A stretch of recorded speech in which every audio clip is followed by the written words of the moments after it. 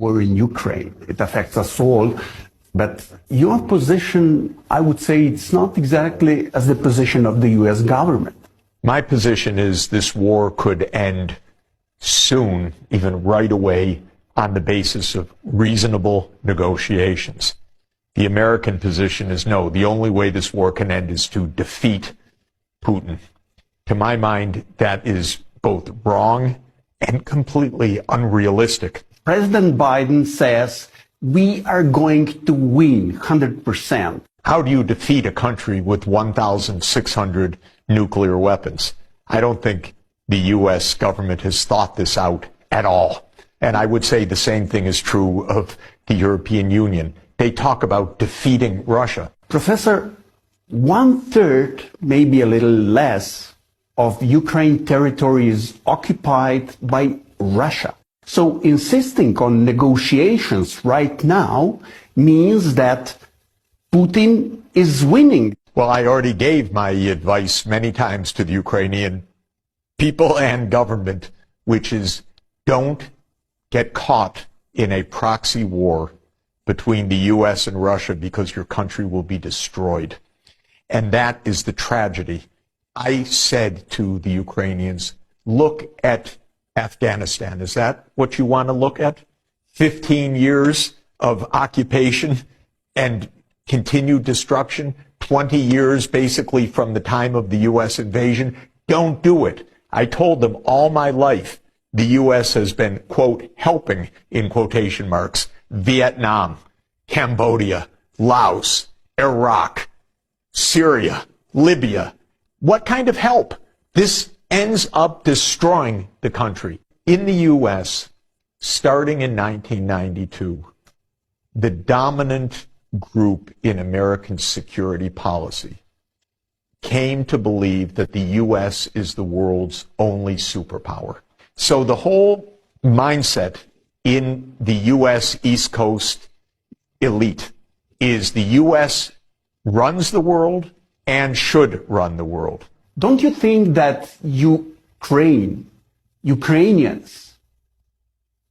they don't have the right to choose their own future? The Ukrainians have the right to choose their own economic future, their own political future, but not their own military future. Because choosing their own military future, for example, Ukraine saying, our future is that the U.S. has military bases in Ukraine, is not a choice that Ukraine can make by itself. That's a threat to Russia. I would advise strongly the Mexican government, for example, do not make a military alliance with China. That's not your choice. That would be a threat. By the way, if Mexico one day said, we listened to the U.S., they said we can do anything we want, we're a free people, we choose China as our partner, I would predict that the U.S. invasion of Mexico would start within about a minute. I strongly advise the Mexican government not to make a military alliance with China. Professor, how can we understand relatively hawkish position of the European allies? I'm really disappointed in European leaders right now because I know privately they have all sorts of views that they are not explaining to their public. I've spoken to the heads of government in Europe where they've said to me, for example, NATO enlargement, very bad idea.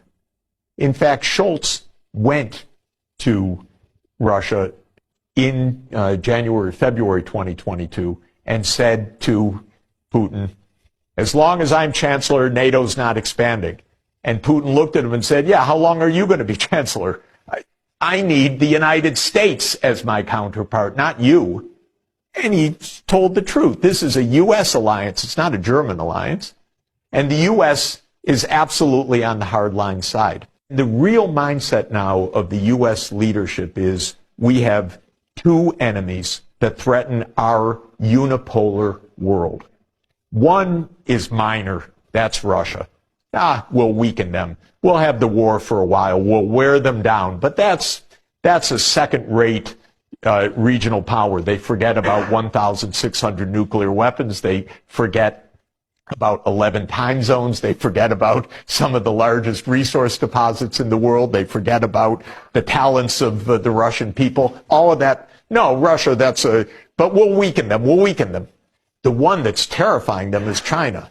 They don't quite know what to do. So right now, one of the arguments is we need to be tough in Ukraine to show China we mean business. If we back down now, what's China going to do over Taiwan? Honestly, Ukraine isn't even the center of attention. Ukraine thinks, oh, this is a war about us. No. First, it's a war to weaken Russia, in which Ukraine is stuck, losing hundreds of thousands of people and cities, and it's horrible. But it's not even about Ukraine in the twisted mindset of some of these elites. It's about China.